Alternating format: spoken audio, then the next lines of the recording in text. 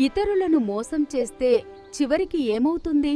అడవిలో నక్క ఒక కొంగతో స్నేహం చేసింది. ఒకరోజు నక్క కొంగని భోజనానికి పిలిచింది. పల్చటి గంజిని ఫ్లాట్ ప్లేట్లో వడ్డించింది.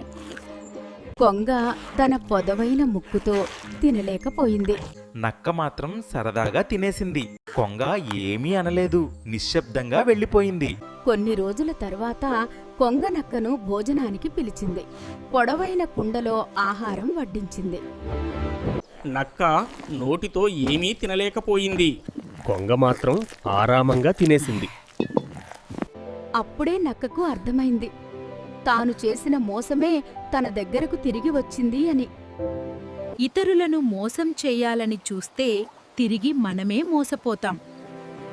మీకు ఈ కథ నచ్చితే లైక్ చేయండి, కామెంట్ చేయండి, ఫాలో చేయడం మర్చిపోవద్దు.